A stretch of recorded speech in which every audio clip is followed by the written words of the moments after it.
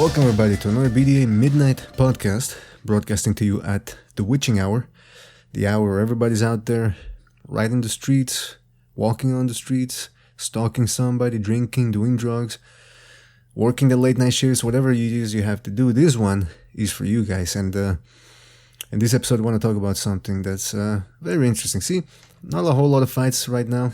We're still all waiting for the Errol Spence versus Kell Brook fight that's going to be coming up near the end of May. But so I want to take the opportunity to talk about something that's very important here when it comes to us boxing fans. First of all, I want to thank everybody who's commented on our video so far, to everybody that's subscribed, to everybody that's been watching.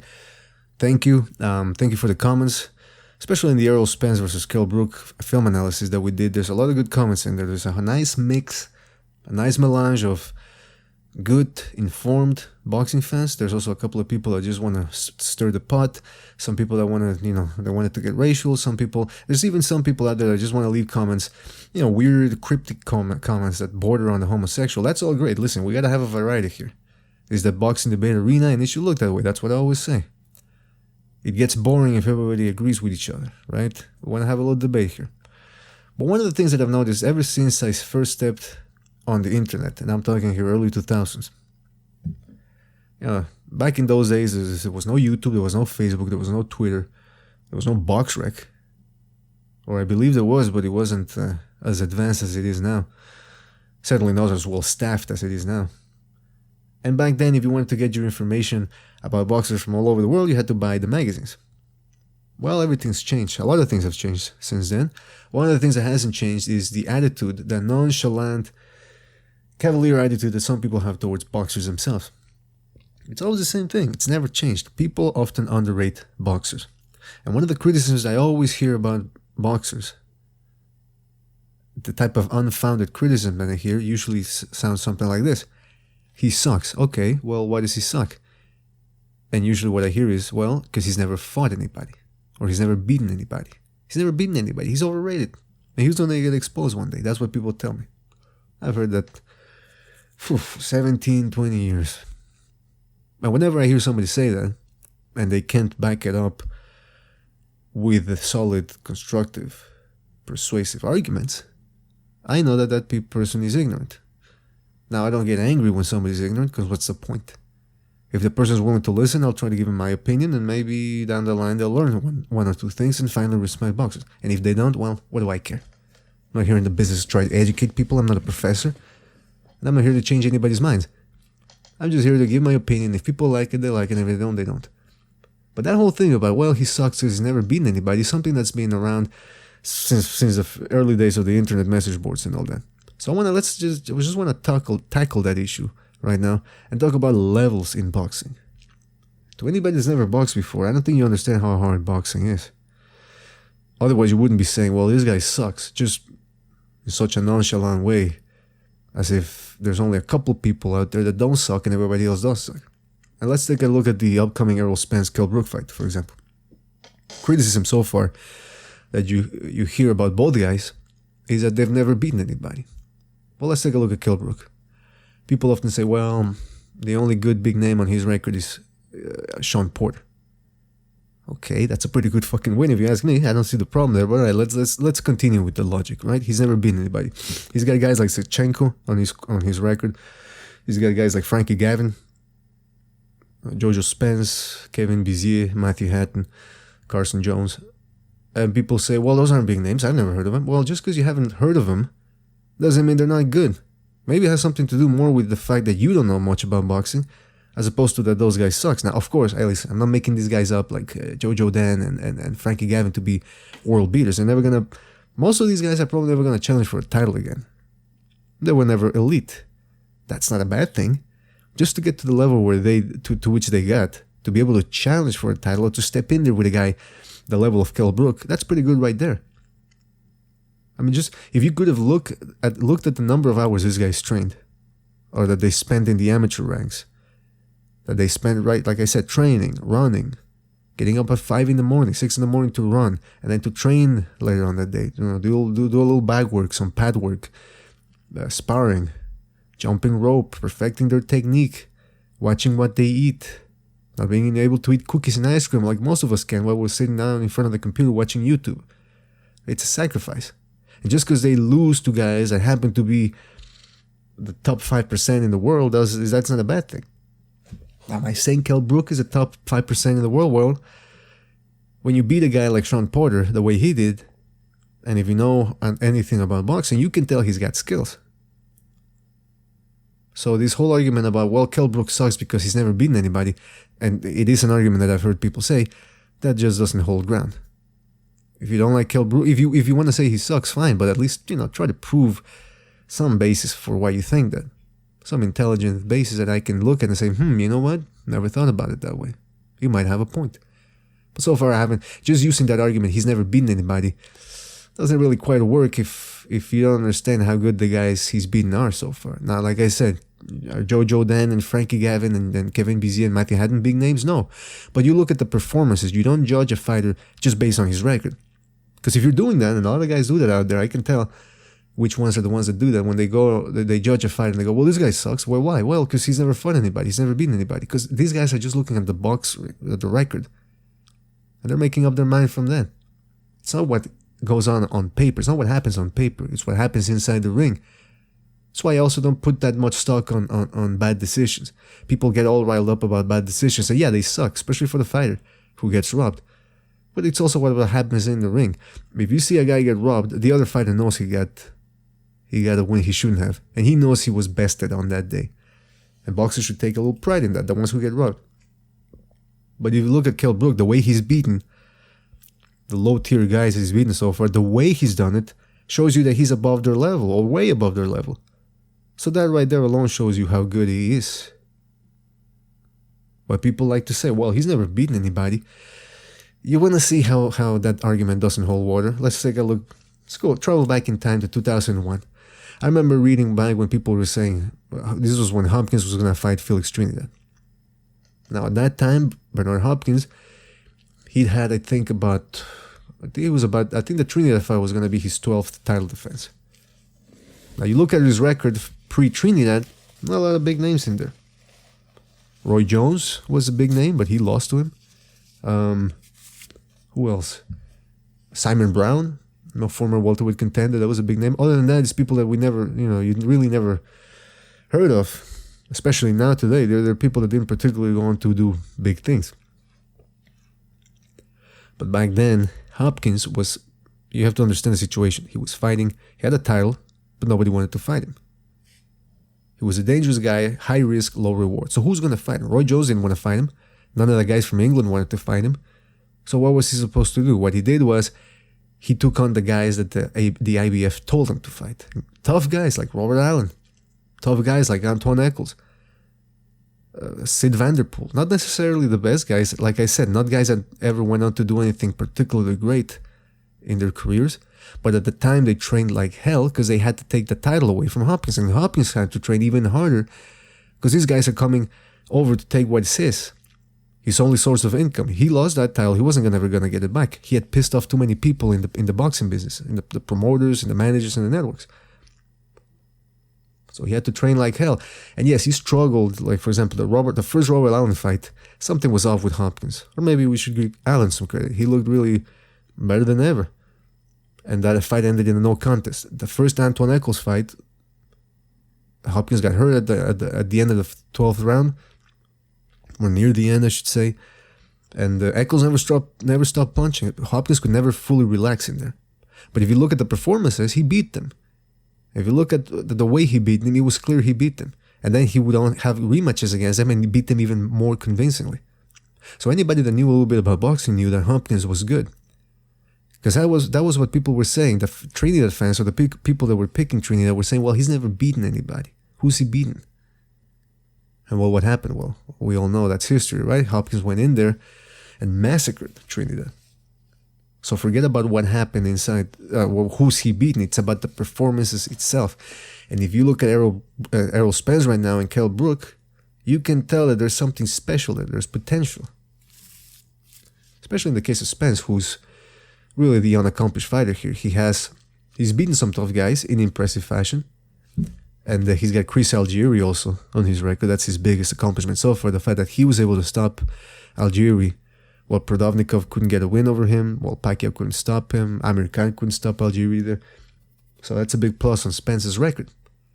But to say, oh, he sucks because he's never beaten anybody, okay, maybe you could say that Spence, you could criticize him for being overhyped. First of all, that's not his fault.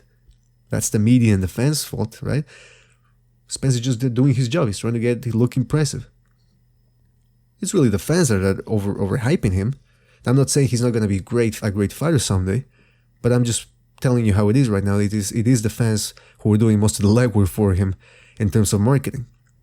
Same thing happened with Golovkin. For a while, there were a lot of guys out there. Before Golovkin had fought on HBO, there was already a lot of people on the message board saying that Golovkin was one of the best, or if not the best. That didn't really. That worked out, but it's the fans' fault too sometimes. That's why when a guy loses and people say, "Oh, he was exposed," yeah, but who overhyped him? It was you. It was us, the boxing fans. That's why I try to keep it objective here. Try to, emphasis on the try. And try not to get too excited about a certain fighter. But yeah, this argument about what I'm trying to get at here is there's levels in boxing. Errol Spence, he's got a guy named Chris Vanderheen on his record.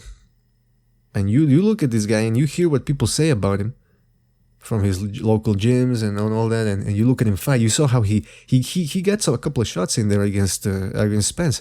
So he's not a bad fighter. It's just you never heard of him. And Spence took him out in impressive style, in impressive fashion. So that right there tells you, maybe there is something about Spence that we should keep an eye on.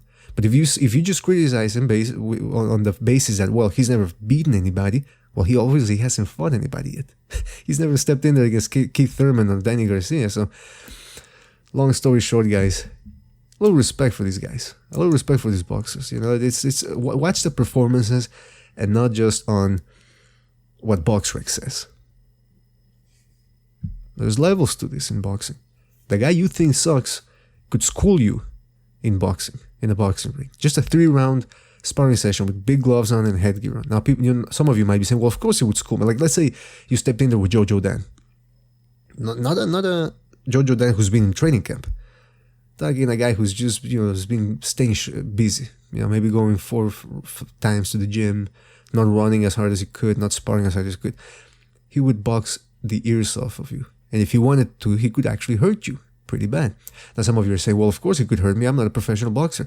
Well, that right there goes to show you how hard it is. Because even if you did train, let's say you decided to get out, to go out to the gym and train like a real fighter. That doesn't necessarily guarantee. First of all, could you do it? Could you do the training that they do? After 2 years, let's say you've been trained for 2 years, could you actually get to that level of training, to their level? Now you gotta get to their level technique-wise, skills-wise. Maybe a lot of people, there's people out there that train boxing, never make it. They never make it, because they don't have the X factor. They don't have something like punching power. They have mediocre hand speed. They don't have a chin. I don't know. They don't train hard, or they just don't have the intelligence to box, because it does take a certain level of intelligence. Some people pick it up fast. Some people don't pick it up. So now you might be saying, well, yeah, boxing is hard. Well, that's what I'm saying here. That's what I'm trying to get at. That's what I've been trying to get at for these past fucking 10 minutes that I've been rambling. Boxing is hard. Let's give these guys a little respect and not base their whole careers or their whole worth based on what Boxrec says. And once you do that, you might actually enjoy the fights a little more. The knowledgeable boxing fans that I've been commenting on the BDA YouTube page, I can tell these guys are smart, because they're all saying, man, this is going to be a great fight. Everybody's saying it's going to be a great fight. Why? Because you guys know out there, the BDA people, it's going to be a tough fight between Errol Spence, who's talented, he's got the whole world in front of him, against Kell Brook, who's trying to prove to the world that he's not a chump. He went up in weight and tried to take on the Dragon. He tried to slay the Dragon, Gennady Golovkin, and he failed. But now he's going back to where he belongs, welterweight, and he's trying to make a point here. And some people don't believe that he's all that good. Well, this is the fight that's gonna prove it. And those of you that know that these guys are skilled and talented and hungry, you know why this is gonna be. That's why it's gonna be a great fight. Maybe not an all-out war like Eric Morales versus Marco Antonio Barrera, but it's gonna be a good technical fight between two hard punchers who are still in their prime. They're still young, I should say. They're not old. Nobody's over the hill. And it's going to be a great fight. And if one of them loses, can you, like, let's say Errol Spence loses, can you say he's been exposed? Well, I guess you could say he's been exposed in the sense that there's a lot of people out there in the boxing message boards that propped him up as this guy. Because that's what I read. I've been reading some comments across the internet that people are saying, well, it's just a matter of time before he beats guys like Keith Thurman and Danny Garcia. And I go, wait a minute, what? Already? I mean, he has the potential to do it, but just saying it as it's a fact already, that's overhyping a fighter. But even then, my personal point of view is, if Kell Brook does take out Errol Spence in dominant fashion or knocks him out or whatever, I'm not going to say, Errol Spence was exposed, because that's never been my opinion. It's never been my opinion that Errol Spence is the greatest fighter to ever walk the earth. He's a young guy. It's like, for example, Julian Williams, J-Rock, right? When everybody was also losing their shit about him. And some people even, they thought it was just a fact that he was going to beat Jermall Charlo. It was just a matter of time before all they got to do is step in the ring, and Julian Williams was going to be one of the best 154 pounders in the world. And what happened? He lost by knockout, and it shattered the world of a lot of these guys. And it's the same thing with Errol Spence right now. People are saying, well, he's going to beat Kell Brook. He's going to walk over him. The only person that's ever walked through Kell Brook right now is Gennady Golovkin, who's a bigger guy. So I don't understand that logic either right there. But whoever loses, they're not going to be exposed. They're just going to lose. Maybe it's too soon for Errol Spence. Maybe Kell Brook is drained for having to make the 147 limit. Or maybe Errol Spence is just that good. I don't know. We're going to see what happens in the ring. That's going to give us... that's really all that counts. What happens in the ring. That's the reality. Now, again, you can come up with some excuses like, well, Kell Brook had to boil himself down, or Errol Spence, maybe the ref... It's in England, they fight, the ref, he allowed too much clinching, or this and that, blah, blah, blah. All right. Let's wait and see what happens in the ring, and then we'll have something to say. Otherwise, over-exaggeration and hyperbole and all that shit before a fight doesn't really do anybody any good. And again, if you want to do it, this is the Boxing Debate Arena. Do whatever the fuck you want. I'm not going to stop you. But I'm just telling you my opinion. And just on the last note, and I you know what? I do this too all the time. By the way, I'm not chastising people out there for overhyping guys. I overhype guys too. We're boxing fans. We love to overhype guys. I remember, let me tell you something. I remember in 2008, before that, 2006, everybody was looking at Joel Julio. Remember Joel Julio? He was a Colombian guy, big puncher. And everybody in the internet was saying he was going to be this great force that was going to walk over everybody in the welterweight division. He knocked out a couple of good guys on ESPN, a couple of, journeymen and all that. And then what happened? Took on Carlos Quintana, got outboxed, and ever since then he lost, to Alfredo Angulo, he lost to James Kirkland, never did anything of note afterwards. But there was a lot of hype behind him. Fast forward 2 years, actually a year, not just a year. Paul Williams, a freak, physically, 6'2", actually looked more like 6'3", goes in there against Antonio Margarito, who nobody wanted to box, and he outboxes and outworks Margarito. Now, if you can outwork Margarito, or if you could, because he's retired now, semi-retired, that means you could throw a shitload of punches, and that's what Paul Williams did. Outworked Margarito, and not only did he outwork him, he moved pretty well for 12 rounds. So people were saying, man, this Paul Williams, he can walk forward, he can fight off the back foot, he can throw 1,000 punches a fight. It's going to be very hard for somebody to beat him. And people were saying, could maybe the only guy out there can beat him. Forget Cotto, he's gonna get outworked, or he's too short. Forget Margarito, he already got beaten. Forget Joshua Clottey. Forget Saab Judah. No, nobody can beat him. Maybe the only person that can beat him is Floyd Mayweather. That's what people were saying. And this is 2007, and pretty soon Mayweather's gonna take a year off of boxing, 2008. So people were even saying that Paul Williams eventually was gonna win titles at welterweight, not just welterweight, but junior middleweight, and maybe even super middleweight or light heavyweight, because his frame would allow for it. That's how crazy things got out of hand. That Paul Williams was gonna go all the way up there and beat these guys. And well, what happened? Enter Carlos Quintana again. Fucking guy comes in and outboxes Paul Williams. And Paul Williams got his revenge, ended Quintana's short rule in a round in the rematch. But Paul Williams was never the same afterwards. He never had that same aura of invincibility that he had prior to the Quintana loss. And then he ended up getting flattened by Martinez, and unfortunately he had that motorcycle accident that cut short one of the most entertaining guys out their career. Paul Williams is a very entertaining fighter. He always brought action and drama to the ring. But see, what I'm saying is people were jumping on the bandwagon, the Paul Williams bandwagon, saying, whoa, this guy's a freak. Because why do we do it as boxing fans?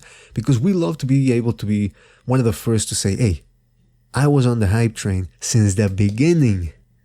Since before he fought on HBO and Showtime. I'm this guy. So that's what happens with the guys. We just love to overhype fights. It's nothing special about it. There's nothing magical about it. There's no special formula. It's just we love to do it for the ego, to be able to say that, hey, I knew about this guy before you did. And I knew how good he was.